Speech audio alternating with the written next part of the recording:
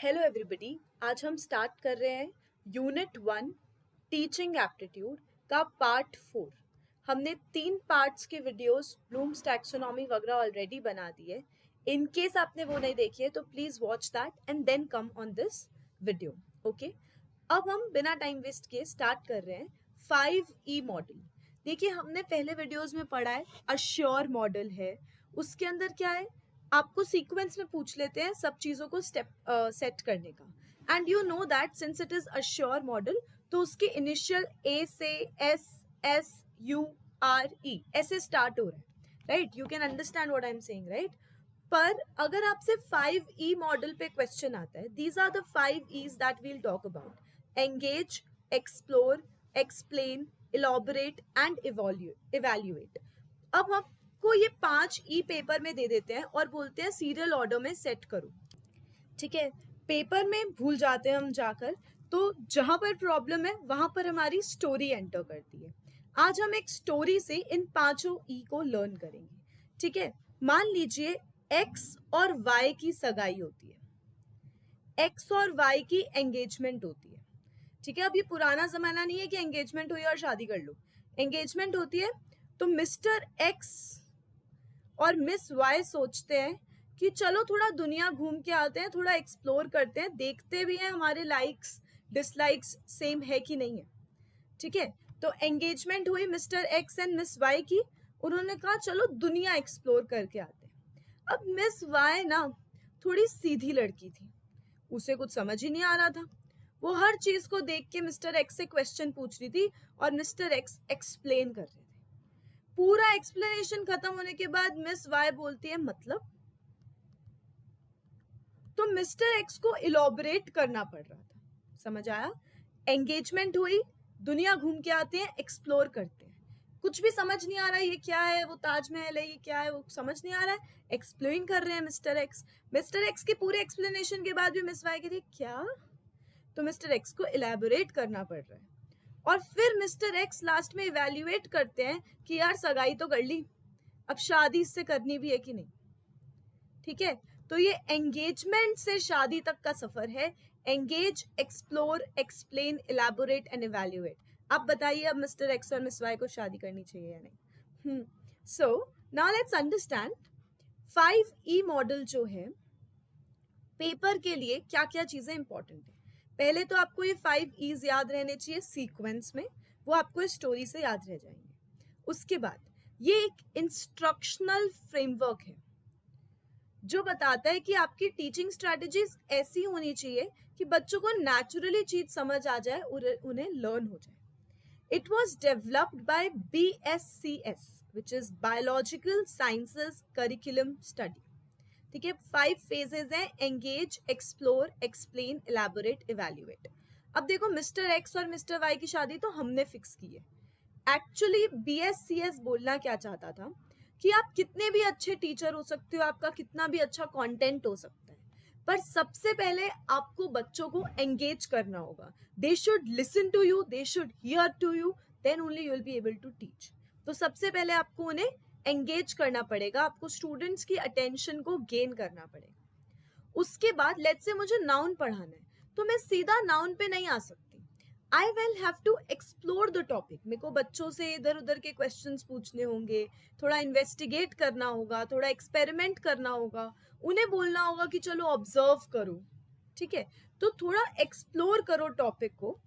Topic को explore करने के बाद आप अपने पॉइंट पर आओ, फिर आप बच्चों के लिए वो कॉन्सेप्ट को इंट्रोड्यूस करो और उन्हें वो कॉन्सेप्ट को एक्सप्लेन करो so that they can understand the topic. अब एक बार आपने टॉपिक इंट्रोड्यूस कर दिया, थोड़ा उसको समझा दिया, अब क्लास से बाहर थोड़ी चले जाओगे। अब आप उस टॉपिक पे इलैबोरेट करोगे, उन्हें डिटेल अंडरस्टैंडिंग, डीप अंडरस्टैंडिंग दोगे उस टॉपिक के बाद। और इलैबोरेट करने के बाद लास्ट में आप इवैल्यूएट करोगे कि क्या बच्चों को आपकी बात समझ आई। ठीक है, and they also give you feedback, no समझ आया नहीं आया, उनके एग्जाम के रिजल्ट से समझ आ जाता है। So that's how you will evaluate कि क्या आपने अच्छे से बच्चों को इंस्ट्रक्शंस दिए या नहीं दिए। तो ये स्टोरी एंगेज से शुरू होती है और इवैल्यूएट पे खत्म होती है। I hope this is very clear to you.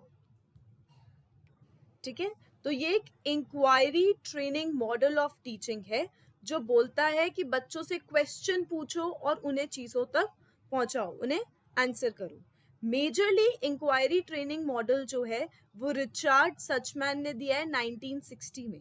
उन्होंने बोला है बच्चों को सिखाओ concept just by asking questions. Either you ask questions or let them ask questions, and that's how you have to explain the concept to them. तो ये इतना ही है, इसका पर्पस, मेन आइडिया और एक्सप्लेनेशन दे रखा है, but this is this much only. Next important topic आता है learning plateau. Okay, learning plateau एक प्रीवियस ईयर क्वेश्चन है. ठीक है, this refers to a phase in the learning process where learners progress seems to stagnate और level off. ठीक है, आप पढ़ रहे हो पर आपको लग रहा है यार स्कोर्स इंक्रीज ही नहीं हो रहे, तो वो होता है लर्निंग प्लेट्यू. या तो आपके स्कोर्स स्टैग्नेट हो जाते हैं, आपको लगता है मैं आगे नहीं बढ़ पा रही, या लेवल ऑफ हो सकता है नीचे भी गिरना शुरू हो जाए, इवन दो आप पढ़ाई कर रहे हो. ठीक है, आप एफर्ट्स कर रहे हो, प्रैक्टिस कर रहे हो, बट ये टेम्पररी फेज होता है और इसको हम लर्निंग प्लेट्यू कहते हैं. स्टूडेंट्स, अगर आप यूजीसी नेट के लिए प्रिपेयर कर रहे हो और अगर आप बहुत सारे प्रीवियस ईयर पेपर सॉल्व कर रहे हो सकता है आपका स्कोर स्टैग्नेट हो गया हो. मेरा स्कोर एक पॉइंट पे 84% पे इतना फिक्स हो गया था कि मुझे पता था मैं कोई भी पेपर करूंगी उसमें 84% ही आएंगे. मतलब 84, 83, 84, 83 से मैं आगे ही नहीं जा पा रही थी. That's a learning plateau. All you have to do is keep studying, keep giving papers, keep studying, keep giving papers. There was a point when I scored 95%, 96% also in mocks. ठीक है, तो वो टाइम आता है, but learning plateau is a phase जहां आपको लगता है कि आप स्टैग्नेट हो गए हो, but always remember it is a temporary time period. If you continue studying hard आपका हो जाएगा क्लियर. ठीक है, चलिए. सो लर्निंग प्लेट्यू के कॉजेस क्या हैं? lack of challenges, overconfidence, fatigue, repetition, routine, inadequate feedback. ठीक है, ये characteristics हैं. This is a very basic topic about learning plateau. Next आता है PIC-RAT टेक्नोलॉजी. PIC-RAT टेक्नोलॉजी की फुल फॉर्म पे ही क्वेश्चन आया हुआ है अभी तक, इससे ज्यादा डिटेल में इस टॉपिक पे क्वेश्चन नहीं गया. So if you know what is PIC-RAT, if you already know pedagogical impact, technological level, that is all about PIC-RAT. उसके बाद इसके कुछ components हैं: pedagogy, instruction, cognitive engagement, reinforcement, active learning और technology. बस इसकी full form याद कर लेना. That's all that you need to remember for this topic. ठीक है, इसके बाद नेक्स्ट इंपॉर्टेंट टॉपिक आता है लर्निंग मैनेजमेंट सिस्टम. बहुत ज्यादा इंपॉर्टेंट टॉपिक है. 100% इस पे क्वेश्चन आएगा. बहुत सारे फेजेस में आपके एग्जाम होते हैं, morning shift, afternoon shift, evening shift. I bet you एक शिफ्ट में या 2 शिफ्ट में इस पे क्वेश्चन 100% आएगा. लर्निंग मैनेजमेंट सिस्टम एक सॉफ्टवेयर प्लेटफॉर्म है जो हेल्प करता है delivery, management, tracking, evaluation of education courses, training programmes and learning activities. ठीक है, आप एजुकेशन कोर्सेज को डिलीवर कर सकते हो, मैनेज कर सकते हो, ट्रैक कर सकते हो, इवैल्यूएट कर सकते हो थ्रू लर्निंग मैनेजमेंट सिस्टम. इसका पर्पस क्या है? To streamline and centralise the process. पूरे प्रोसेस को एक साथ स्ट्रीमलाइन करना, एफर्टलेस बनाना. ठीक है, it allows instructors to create, deliver content, assess learners and provide feedback. समझ आ रहा है? कंटेंट बनाना, उसे डिलीवर करना, बच्चों का प्रोग्रेस चेक करना, उन्हें प्रॉपर फीडबैक देना. इन सब के लिए आपको एक कॉम्प्रिहेंसिव डिजिटल एनवायरनमेंट प्रोवाइड करता है एक लर्निंग मैनेजमेंट सिस्टम. आप कोर्स को मैनेज कर सकते हो, आप यूजर्स को मैनेज कर सकते हो, क्या परमिशंस हैं, क्या उनकी ट्रैक चल रहा है, कितने वीडियोस वो देख रहे हैं, वो कैसा रोल प्ले कर रहे हैं. आपके पास काफी सारे असेसमेंट टूल्स हैं जिससे आप क्विजेस, एग्जाम्स, सर्वेज वगैरह कर सकते हो to evaluate the learners. You can use communication tools, message कर सकते हैं, फोरम्स बना सकते हैं, चैट रूम बना सकते हैं, ईमेल कर सकते हैं, वीडियो कॉल्स कर सकते हैं, डिस्कशंस कर सकते हैं, ट्रैक और रिपोर्ट कर सकते हो बच्चों के स्कोर्स, उनके कंप्लीशन रेट्स ऑफ असाइनमेंट, उनका real time participation. Collaborative tool use कर सकते हैं जहां पे बच्चे ग्रुप वर्क कर सकते हैं, पीयर रिव्यू कर सकते हैं, डिस्कशन कर सकते हैं. मल्टीमीडिया सपोर्ट, आप वीडियो यूज करो, ऑडियो यूज करो, टेक्स्ट यूज करो, तीनों को एक साथ यूज करो, कोई प्रॉब्लम नहीं है। मोबाइल पे भी एक्सेसिबिलिटी है। हम कुछ types of learning management systems पढ़ लेते हैं, एंटरप्राइज, अकेडमिक और एक्सटेंडेड। ठीक है, जब लार्ज ऑर्गेनाइजेशंस एलएमएस यूज करती हैं ताकि उनके एम्प्लॉयज कनेक्ट हो सके, ठीक है, आपको एम्प्लॉयज को एचआर टीम से कनेक्ट करना है, सिक्योरिटी से कनेक्ट करना है, स्टॉक वैल्यूएशन से कनेक्ट करना है, सब आप एलएमएस के थ्रू कर सकते हो। अकेडमिक लेवल्स पे बहुत सारे एजुकेशन इंस्टीट्यूट्स हैं जो एलएमएस को यूज करते हैं अपने कोर्सेज को मैनेज करने के लिए। एक्सटेंडेड एलएमएस क्या होता है? ब्लेंडेड लर्निंग के लिए होता है, जब आप एक्सटर्नल रिसोर्सेज और सोशल लर्निंग टूल्स एक साथ यूज करो, उसको हम बोलते हैं extended LMS. Cloud based LMS क्या होता है? जो क्लाउड सर्विसेज के थ्रू होस्ट हुआ होता है, तो इसमें स्केलेबिलिटी बहुत है, आप बहुत डेटा को स्टोर कर सकते हो। ओपन सोर्स एलएमएस क्या होता है? जो कस्टमाइजेबल है, जो आप स्टूडेंट्स की नीड्स के according time to time customise कर सकते हो, आपको कोई भी लाइसेंसिंग फी देने की जरूरत नहीं पड़ेगी। ठीक है, बेनिफिट्स क्या एलएमएस के? सेंट्रलाइज्ड है, फ्लेक्सिबल है, कॉस्ट एफिशिएंट है, एंगेजमेंट, बच्चे बहुत इंटरेस्ट से क्विज़ेस सॉल्व करते हैं, वीडियो सुनते हैं, कोलैबोरेट करते हैं, स्केलेबल है, आप अपने बिजनेस को बढ़ा सकते हो, और डेटा ड्रिवन है। आप देखोगे कि यार मैंने 50 वीडियोस अपलोड किए हैं, बच्चे सिर्फ 3 वीडियो देख के मेरा कोर्स बंद कर रहे हैं, तो रीजन क्या है? आप डेटा से बहुत अच्छे डिसीजंस ले सकते हो।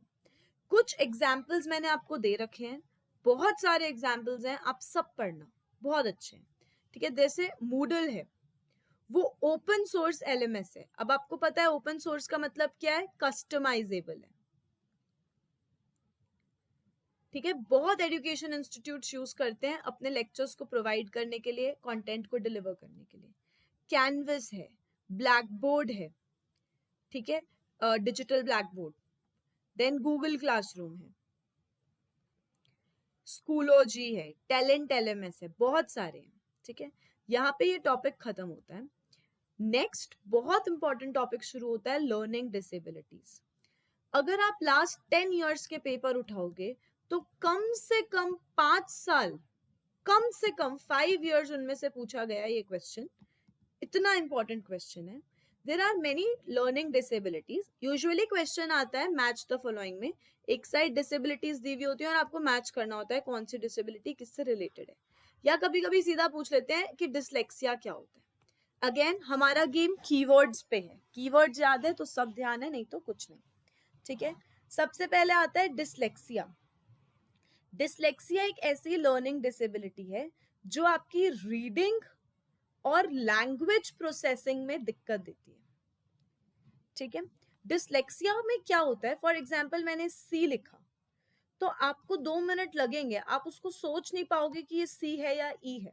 ठीक है, या फिर लेट्स से ऐसे कर्सिव बी लिखा हुआ है, a person with dyslexia will be very confused कि यार ये बी लिखा है या डी लिखा है, समझ रहे हो? तो उनको रीडिंग प्रॉब्लम आती है, उनको recognition of letters, words, spelling, इसमें प्रॉब्लम आती है, इसलिए वो धीरे पढ़ पाते हैं, धीरे डिकोड कर पाते हैं, उन्हें समझ नहीं आता, उनके लिए नंबर्स, डिजिट्स, लेटर्स फ्लिप हो जाते हैं। ठीक है, दिस इज डिसलेक्सिया। नेक्स्ट आता है डिसग्राफिया। देखो नाम से समझ आ रहा है, ग्राफ। ठीक है, तो इसका मतलब क्या है कि आप ड्राइंग्स, पिक्चर्स, इन सब को अच्छे से समझ नहीं पाते, कोई हैंड रिटन चीज है, कोई ड्रॉन चीज है। ठीक है, डिसग्राफिया, तो आप उसको समझ नहीं पाते, आपको स्पेसिंग इशू होता है, कोई चीज कितनी एक दूसरे के पास है आपको समझ नहीं आ रहा, राइट? नेक्स्ट आता है डिसकैलकुलिया। अगेन नाम से ही समझ आ जाएगा, इसमें ना नंबर्स की प्रॉब्लम है। ठीक है, डिसकैलकुलिया, जो बच्चे arithmetic, number sense, mathematical reasoning नहीं कर पाते, जिन्हें मैथ्स प्लस माइनस में बहुत टाइम लग जाता है, जिन्हें कैलकुलेशंस देख के, आपने वो तारे जमीन पे बच्चे को देखा था ना, वो जैसे ही नंबर्स देखता था बोर्ड पे उसको सारे लेटर्स अलग अलग दिखने लग जाते थे, वो डिसकैलकुलिया टाइप से। ठीक है, एक्चुअली उसको मल्टीपल थे बट ठीक है। नेक्स्ट आता है ऑडिटरी प्रोसेसिंग डिसऑर्डर। ठीक है, जब आपका ब्रेन जो है वो ऑडिटरी प्रोसेसेस ना कर सके, मतलब आपको सुनने में प्रॉब्लम हो, प्रॉब्लम इन सेंस ऐसे नहीं कि आवाज आ नहीं रही है, बट आप कंफ्यूज हो जाते हो कि फॉर एग्जाम्पल आपके फादर आपको कुछ बोल रहे हैं, so it's a male voice, right? तो आप जब उसे सुनोगे आप कंफ्यूज हो जाओगे, अरे मेरे पापा बोल रहे हैं कि मेरा भाई बोल रहा है कि कजन बोल रहा है। आपको सुन आवाज आ रही है बट आप उसमें कंफ्यूज हो जाओगे कि कौन बोल रहा है। या फिर अगर एक एनवायरनमेंट है जिसमें फॉर एग्जाम्पल हम अभी क्लास ले रहे हैं और मानो आपके पीछे से एक बारात जा रही है, तो आपको वो बैंड की आवाज भी आएगी और मेरी आवाज भी आएगी, but you will very very nicely discriminate ना कि ये मैम की आवाज है, ये बैंड वालों की आवाज है, मुझे उसे इग्नोर करना है और इसे सुनना है, राइट? ऑडिटरी प्रोसेसिंग डिसऑर्डर में वो इतना मिक्स हो जाती है कि उस पर्सन को समझ ही नहीं आता which one is important for me और which one do I have to not focus on. Next, visual processing disorder, जब देखने में और उसे इंटरप्रेट करने में प्रॉब्लम हो। Next is non verbal learning disorder, ठीक है, जब आप visual special task, puzzles, map, जो चीज नॉन वर्बल है, ठीक है, जिन्हें देख के समझना है, बॉडी लैंग्वेज, फेशियल एक्सप्रेशन, इसमें आप बहुत वीक हो, आपको समझना आता हो, ठीक है। Next is language processing disorder, ठीक है, जो आपको लैंग्वेज कॉम्प्रीहेंड करने में प्रॉब्लम है। लेट्स से आपको वोकैबुलरी समझ नहीं आती, आपको ग्रामर कभी समझ नहीं आ रही, not that you have never studied grammar और आपकी इंग्लिश वीक है, वो एक अलग बात हो गई। आप पढ़ रहे हो पर आपको ग्रामर समझ ही नहीं आ रही है, आपको कोई पॉइंट ही नहीं समझ आ रहा है, ठीक है। Next is attention deficit hyper activity disorder, ठीक है। ADHD often coexist with learning disabilities, impacts focus, organization and impulse control, ठीक है। इसमें आपको किसी टास्क में फोकस्ड रहने में बहुत प्रॉब्लम आती है, आप हाइपर एक्टिव हो बट आप वेरी इम्पल्सिव हो, आप काम शुरू करते हो 2 मिनट बाद बंद कर देते हो, ठीक है। Next is executive functioning disorder, ठीक है, जब आपको एग्जीक्यूशन में प्रॉब्लम आ रहा है, टाइम मैनेजमेंट में, गोल सेटिंग में, डिसीजन मेकिंग में, एग्जाम के प्रिपरेशन में, ठीक है, तो वो होता है एग्जीक्यूटिव फंक्शनिंग डिसऑर्डर। यहां पर ये टॉपिक खत्म होता है। नेक्स्ट टॉपिक हमारा है NEAT, which is National Education Alliance for technology.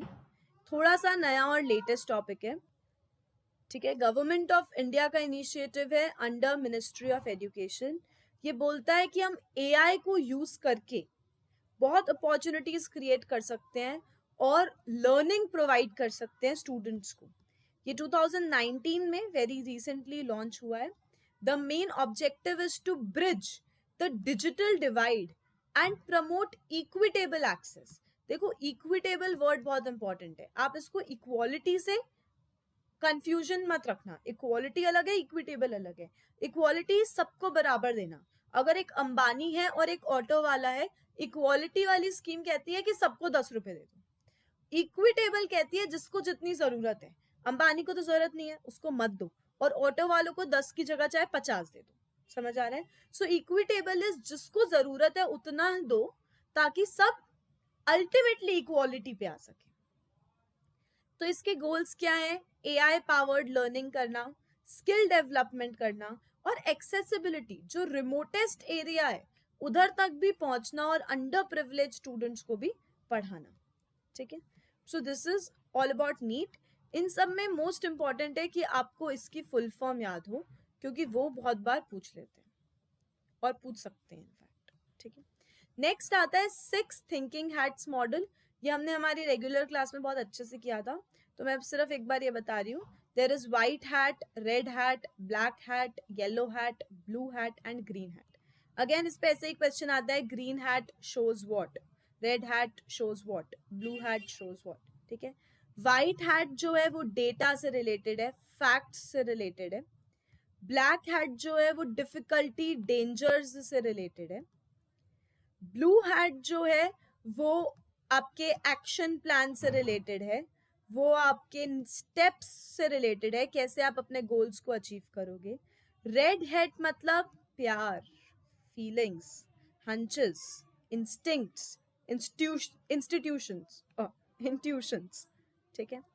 Yellow hat जो है वो वैल्यूज से रिलेटेड है, और ग्रीन हैट जो है वो क्रिएटिविटी से रिलेटेड है, सस्टेनेबिलिटी से रिलेटेड है, ठीक है। इस पे ऐसे ही क्वेश्चंस आते हैं कि व्हाइट हैट सिग्निफाइज व्हाट, ठीक है। तो it signifies data, it signifies information, it signifies ordered processed information. Okay, तो ये हैड्स हैं. Next extremely important topic, Erikson's stages of physiological development. ठीक है, I am sorry, this is psychosocial नहीं है, फिजियोलॉजिकल है. ठीक है, एरिक एरिक्सन जो है वो साइकोलॉजिस्ट थे. ठीक है, और उन्होंने बात की है 8 स्टेजेस ऑफ डेवलपमेंट की, मेजरली फिजियोलॉजिकल, बट वो साइकोलॉजिस्ट थे तो इसलिए इधर शायद साइकोसोशल लिखा हुआ है. ठीक है, 8 स्टेजेस ऑफ डेवलपमेंट की उन्होंने बात की है. 8 स्टेजेस याद रखना. पहली स्टेज है इनफैंसी की स्टेज, 0 to 1 ईयर तक के बच्चे की. ये जो कीवर्ड्स लिखे हैं ना, ये बहुत इंपॉर्टेंट है. क्वेश्चन ऐसे ही आता है कि ट्रस्ट वर्सेस मिसट्रस्ट कौन से स्टेज में होता है. ठीक है, तो पहले तो ये मॉडल किसने दिया है, एरिक एरिक्सन ने दिया है. इसका ईयर आप लोगों के लिए होमवर्क है, जरूर चेक करके जाना, बहुत बार पूछा हुआ है.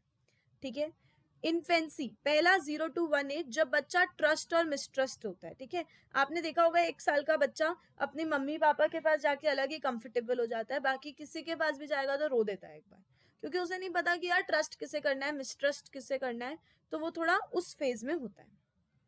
ठीक है, नेक्स्ट होता है अर्ली चाइल्डहुड 1 to 3 ईयर्स.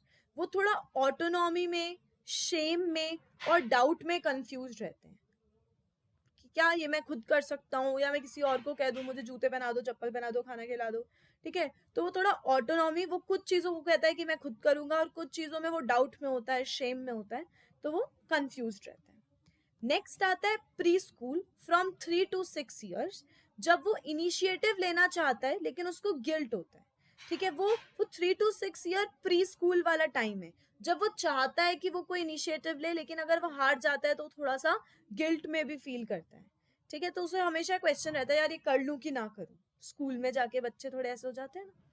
फिर नेक्स्ट आता है स्कूल एज, जो 6 to 12 की प्रॉपर स्कूल एज है. वो इंडस्ट्री और इंफीरियोरिटी में कॉन्फ्लिक्ट फेस कर रहे होते हैं. ठीक है, कि क्या मैं ये कर पाऊंगा, क्या मैं ये नहीं कर पाऊंगा, am I doing it rightly, और my friends are doing better than me. तो थोड़ी स्कूल एज वाली जो प्रॉपर 7 8 9 10 साल का बच्चा है वो फील करने लग जाता है, कॉम्पिटेंस कह सकते हैं. फिर आता है अडोलेसेंस 12 to 18 ईयर्स, जब वो आइडेंटिटी और रोल कंफ्यूजन में होता है. ठीक है, who am I, there are a lot of changes, physical, social, mental changes are happening. तो वो अपनी आइडेंटिटी को क्वेश्चन कर रहा होता है कि if I am a boy why, if I am an Indian why, if this then why. वो अपने आप पे ही क्वेश्चन कर रहा होता है and kind of finding the real identity. Next आता है young adulthood from 18 to 40 years, जिसमें इंटीमेसी वर्सेस आइसोलेशन में एक कॉन्फ्लिक्ट चलता है. ठीक है, can I love my family, my parents, my kids, and sometimes you feel like, oh no, I'm isolated human, I need my own space and I don't want all of this. So वो intimacy और isolation में regular conflict चल रहा होता है. Next आता है middle adulthood, which is from 40 to 65 years. ठीक है, जब आप generativity और stagnation में जनरेटिविटी और स्टेग्नेशन में कॉन्फ्लिक्ट फेस करते हो कि ठीक है मैंने मेरी लाइफ में कुछ किया कि नहीं किया, और एम आई सो सेटल्ड नाउ, अब मेरा क्या हो रहा है, ये वो. ठीक है, that is middle adulthood. And last आता है लेट एडल्टहुड, जो 65 ईयर्स एंड ऑनवर्ड्स होता है, जब आप इंटेग्रिटी वर्सेस डिस्पेयर में कॉन्फ्लिक्ट फील कर रहे हो. ठीक है, कि यार लाइफ सही गई क्या, अब तो I am almost on death bed, I can not do anything, I am in attic the same room, the same house. ठीक है, but did I do the right thing, and if not then can I surpass it और can I pass it to my children, ताकि वो कुछ अच्छा कर ले, वो मेरी गलतियां रिपीट ना करे. तो ये लेट एडल्टहुड का कॉन्सेप्ट है. ठीक है, सो एरिक एरिक्सन ने 8 स्टेजेस में डिवाइड किया है लाइफ को, और कॉन्फ्लिक्ट्स बताए हैं जो आप उन अलग अलग फेजेस में फेस करते हो. इम्पॉर्टेंट. ठीक है, ओके. अब ये पीडीएफ ऑलमोस्ट खत्म होने वाली है, तो हम थोड़ा से टॉपिक्स को क्विक अप कर रहे हैं. Next is 4 hours of conflict management. All of you know conflicts are inevitable, बिना कॉन्फ्लिक्ट के कुछ नहीं हो सकता. तो कॉन्फ्लिक्ट को मैनेज करना पड़ेगा वेरी इफेक्टिवली एंड एफिशिएंटली. उसके लिए 4 hours हैं. पहला, रिकॉग्नाइज. पहले ही कुछ अर्ली साइंस मिलते हैं. कभी भी फॉर एग्जाम्पल अगर कल इंडिया पाकिस्तान की वॉर हो जाए तो ये वॉर एकदम से थोड़ी हुई है कि ओवरनाइट स्टार्ट हो गई. आपको अर्ली साइंस मिलेंगे, तो उन साइंस को इग्नोर मत करो. समझ जाओ कि अगर आज इन पे ध्यान नहीं दिया तो फ्यूचर में प्रॉब्लम है, कॉन्फ्लिक्ट है. तो पहले तो रिकॉग्नाइज कर लो कि कॉन्फ्लिक्ट हो सकता है, इसलिए पहले ही उसे सॉल्व कर दो. दूसरा, रिस्पॉन्ड विद रिस्पेक्ट. अब अगर मान लो आपने रिकॉग्नाइज कर लिया तो उसको इग्नोर थोड़ी करना है. रिकॉग्नाइज किस लिए किया? ताकि आप उसको सॉल्व करो विद रिस्पेक्ट, कामली, रिस्पेक्टफुली. उस कॉन्फ्लिक्ट को प्रायोरिटाइज करके रिस्पॉन्ड कर दो. ठीक है, चीजों को जहां तक हो सके रिजॉल्व कर लो. वर्क इन कोलैबोरेशन, दोनों पार्टीज को समझना होगा. It's a win win situation if you resolve it. Resolve करने के बाद एक डीप रिफ्लेक्शन करो कि यार ये कॉन्फ्लिक्ट की सिचुएशन क्यों आने वाली थी, और जैसे भी हमने हैंडल किया क्या वो सही था. So these are the 4 hours that you can use for conflict management. And then comes assessment strategies and tools. आप चेकलिस्ट से असेस कर सकते हो अपने एम्प्लॉयज को और खुद को. रेटिंग स्केल्स के थ्रू कर सकते हो. रूब्रिक्स के थ्रू कर सकते हो. रूब्रिक्स पे एक बहुत इंपॉर्टेंट क्वेश्चन आया था प्रीवियस ईयर में. अगर आप चाहते हैं वो क्या है तो कमेंट करके पूछिए. I will get back to you on that. उसके बाद नेक्स्ट आता है Gardner's theory of multiple intelligence. Gardner's theory of multiple intelligence जो है वो हॉवर्ड गार्डनर ने दिया था 1983 में. कब दिया था? 1983 में. ठीक है. अब ये बिलीव करते हैं कि एक इंडिविजुअल के पास सिंगल आईक्यू नहीं होता कि my IQ level is this. ऐसा नहीं है. आप मल्टीपल इंटेलिजेंसेस पोजेस करते हो डिफरेंट टॉपिक्स पे, डिफरेंट फेजेस में. ठीक है. तो इन्होंने बात की है लिंग्विस्टिक इंटेलिजेंस की. जैसे कि एक वर्ड है smart. So ability to use language effectively for communication. आपने देखा होगा writers, poets, journalist, speakers, lawyers, इनकी लिंग्विस्टिक इंटेलिजेंस बहुत हाई होती है. नेक्स्ट आता है लॉजिकल मैथमेटिकल इंटेलिजेंस, जो नंबर्स और रीजनिंग में बहुत स्मार्ट हो. आपने देखा होगा साइंटिस्ट, मैथमेटिशियंस, इंजीनियर्स, अकाउंटेंट्स, इनके नंबर गेम बहुत स्ट्रांग होता है. नेक्स्ट आता है स्पेशियल इंटेलिजेंस, जो पिक्चर स्मार्ट होते हैं. वो विजुअलाइज बहुत अच्छे से कर लेते हैं. वो एक पिक्चर को देखते हैं और उन्हें समझ आ जाता है अरे इसमें ये प्रॉब्लम है, ये है, ये है, ये है, ये है. ठीक है. So architects, artists, graphic designers, navigators. Then there are musical intelligence, जो म्यूजिक स्मार्ट होते हैं, जिन्हें पिच, रिदम, मेलोडी बहुत अच्छे से समझ आता है. For example composers, musicians, singers, sound engineers. Next आता है बॉडीली काइनेस्थेटिक इंटेलिजेंस, जो बॉडी स्मार्ट होते हैं, जो फिजिकल स्किल्स और बॉडी मूवमेंट्स में एस करते हैं, जैसे athletes, dancers, surgeons, craftsman. Next होता है इंटरपर्सनल इंटेलिजेंस, जिन्हें हम पीपल स्मार्ट बोलते हैं. हाँ, जैसे कि teachers, therapists, politicians, sales person. हमें बच्चों की आंखों में देख के पता होता है क्या सोच रहे हैं. People smart. नेक्स्ट आता है इंट्रापर्सनल, जो खुद को बहुत अच्छे से समझते हैं. इंट्रा, सेल्फ अवेयरनेस, इंट्रोस्पेक्शन कहते हैं ना, खुद के गिरेबान में झांक के देखो, kind of understanding one's own emotions and motivation. Philosophers हैं, साइकोलॉजिस्ट हैं, स्पिरिचुअल लीडर्स हैं. ठीक है. नेक्स्ट आता है नेचुरल इंटेलिजेंस, जो नेचर स्मार्ट होते हैं. ठीक है, जिन्हें बायोलॉजिस्ट, फार्मर, कन्वर्सेशनिस्ट, गार्डनर्स, जिनको नेचर बहुत अच्छे से समझ आता है. क्लियर. लास्ट टॉपिक जो मैं आपको पढ़ा नहीं रही हूँ, but in last 10 years almost 7 to 8 times इस पे क्वेश्चन आया है, that is institutes of eminence. ये क्या है, इसके अंदर कौन कौन से इंस्टीट्यूट्स इंक्लूडेड हैं, वो क्यों इंक्लूडेड है, क्या पैरामीटर्स हैं कि आप IOE में इंक्लूड हो सकते हो, एक बार आप इंक्लूड हो गए तो क्या बेनिफिट्स हैं, ये सबको बहुत डिटेल में पढ़ना. Very very very important topic. And if you want me to make a video on this topic, please let me know in comment box. I've seen a lot of you are seeing the videos but you're not hitting the like button, comment button. That's the thing that keeps us going, guys. So if you really like the video and if you have come to the end of this video, please, आपका कुछ नहीं जाएगा, और on my side it is a lot of motivation. So please just let me know, put a comment, like it, share it, and if you like it even more, please subscribe it. So this was Rishika Benani, 4 times UGC NET qualified, from Benani's Academy, signing off. Thank you. On this note, teaching aptitude के जो treasure part था, I'm telling you, हमने teaching aptitude को 4 parts में divide किया है. जो treasure part है वो इस वीडियो के साथ खत्म होता है, ठीक है. सो जो ट्रेजर है वो हमने 4 वीडियोस में कवर किया है. तो सोचो कि so much more is left from this unit. Please don't think कि ये यूनिट खत्म हो गई है. There is a lot more that we study in teaching aptitude. Number 1. Number 2, these PDFs gets updated. So अगर बहुत टाइम बाद आप इसमें पढ़ रहे हो तो हमारे एक्चुअल कंटेंट में पक्का कोई रिविजन हो जाएगा, ठीक है. So as of today, this is the most updated version which I have shared with you all. Thank you so much. Genuinely hit like and comment if you like the content. Thank you. Bye.